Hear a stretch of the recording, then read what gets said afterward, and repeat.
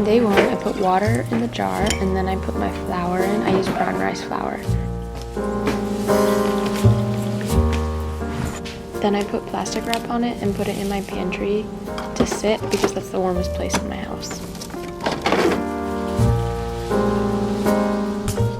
Okay, so it's day one. I've been keeping my sourdough starter in our pantry on a shelf because that's literally the warmest room in the house because we have our washer and dryer in there, so it like makes it really warm. So this is what it looks like. Honestly, it looks kind of gross, but I think it looks correct, so that's good. So what I have to do is throw out a half a cup of what's in there and then add a half a cup of flour and 3/8 cup of water.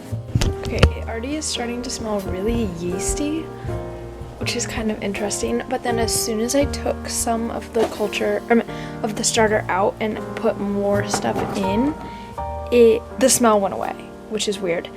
But if I could go back and not make it in a mason jar and instead make it in like a bowl, I definitely would. It's getting very bubbly, which is very exciting, which means that the cultures are growing. It's day 2. I basically just do the same exact thing I did yesterday. I remove a half a cup of what's in here, and then I add a half a cup of flour and 3/8 cup of water. Wow, it smells like beer. Like it's definitely fermenting. Look at this bubbliness. It literally smells like vinegar. Like, wait, this is actually exciting. I don't know why I just like didn't think it would work. But it is, so that's really exciting. Wow. And once I started, it went from here down to there because it was so puffy. This is so interesting. Wow.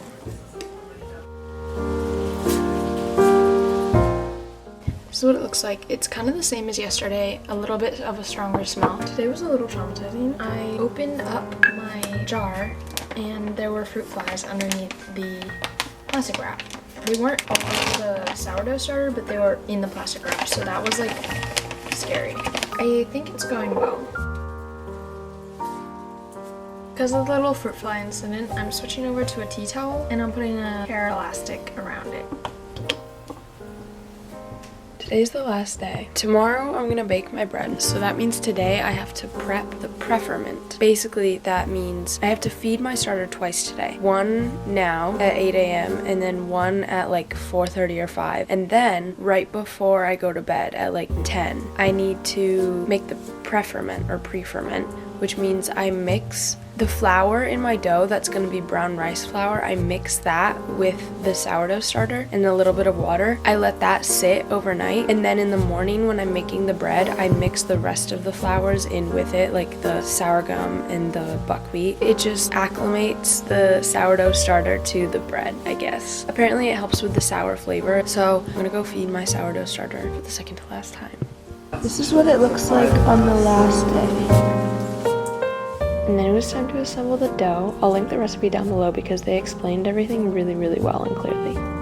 This is what the dough hook looks like in case you have never used one before, because I know when I first started baking I was confused what the dough hook was. I let my bread sit overnight before I sliced it. This helps the crumb develop. I have my lunch here. The rest of my plate is irrelevant. I am trying my bread with a little bit of this butter from, it's European, I don't know exactly where, but I figured only the best for my bread. It's from Denmark. I just put it in the toaster.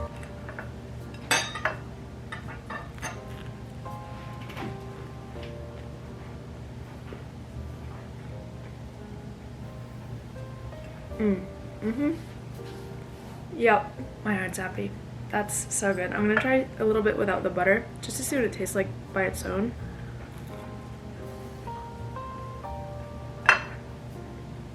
Honestly, I like it better without the butter. Final thoughts. Would I do this again? Yes. 110%. It was so worth it. It tastes not gluten-free, which was the entire point of this. I wanted bread that tasted good, the ingredients were good, and I did that. And it tastes amazing, and I can just store it in the freezer. So if you have been debating on making gluten-free bread like me, this is your sign to go do it. And you don't have to make sourdough. Like, you can just make regular bread and it's only a one-day process. I've done that too, but I just really wanted to try sourdough. It was on like my chef bucket list. honest. But yeah, that's it for today's video. I hope you enjoyed. If you did, please give it a big thumbs up, subscribe to my channel, comment down below other videos you want to see, and make sure to check out my socials. I post more food that I make and also lifestyle stuff, a lot of health and wellness, fitness, you know, fashion, dogs. Thank you so much for watching. I appreciate you so much, and I'll see you in my next one. Bye.